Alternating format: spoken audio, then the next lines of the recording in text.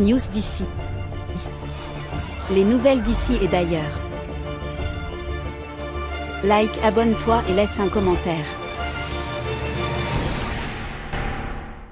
Depuis le 2 janvier 2025, l'opération d'enrôlement biométrique pour les futures élections se déploie dans la commune de Ntoum et dans toute la province de l'Estuaire visant à garantir des scrutins fiables et à jour. Vraiment, j'attire votre attention. Ce que vous faites en venant ici est bien, est une bonne chose. Mais commencez par m'enlever depuis vos différentes maisons ces personnes-là qui n'ont jamais pris part à un vote et qui sont âgées de 18 ans et plus. Moi, je vais les voir ici venir se faire enrôler. Le chef des opérations dans le 2e arrondissement fait un état des lieux avec ses collaborateurs. Démarrée le 2 janvier 2025, l'opération d'enrôlement biométrique pour les prochaines élections est en cours ici, avec un accent particulier sur l'enregistrement des nouveaux électeurs et les changements des lieux de vote. Grâce à la réception de matériel spécifique, comprenant des kits d'enrôlement, des carnets de radiation et des dispositifs de changement de centre de vote, les différentes commissions se sont activées pour assurer le bon déroulement de cette opération cruciale. Le temps ne joue plus à notre faveur.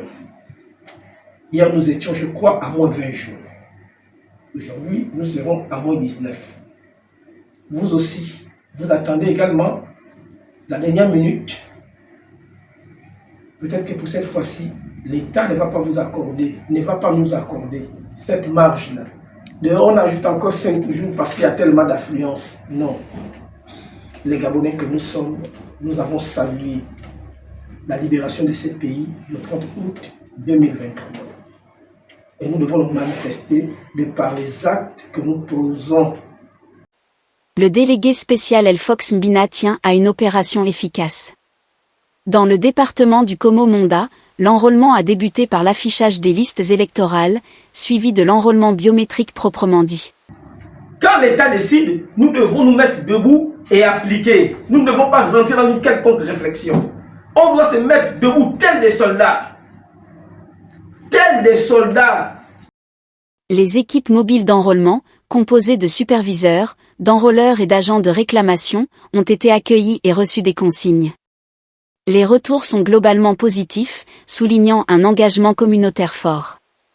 Nous avons besoin d'une liste nettoyée qui soit prête et bien conçue pour les prochaines échéances électorales, a affirmé le délégué Elfox Mbina, insistant sur l'importance de la radiation des personnes décédées, notamment celles qui s'étaient enrôlées lors du référendum précédent. J'attire l'attention de chacun de vous, afin que vous aussi, comme le gouvernement, s'est pensé à vous.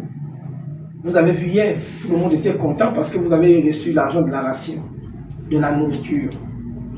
Vous étiez tous contents ici. Applaudissez pour le gouvernement.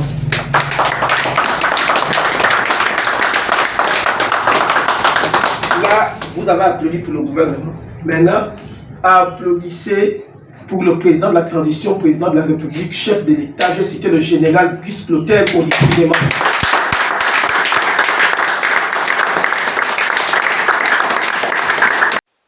Cette initiative s'inscrit dans une démarche plus large de modernisation du système électoral, visant à renforcer la transparence et la confiance des électeurs.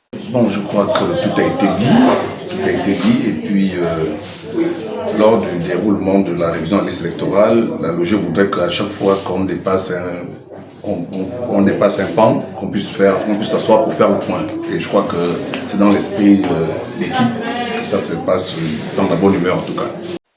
En garantissant des listes électorales à jour et fiables, les autorités espèrent faciliter la participation citoyenne et assurer la légitimité des futurs scrutins.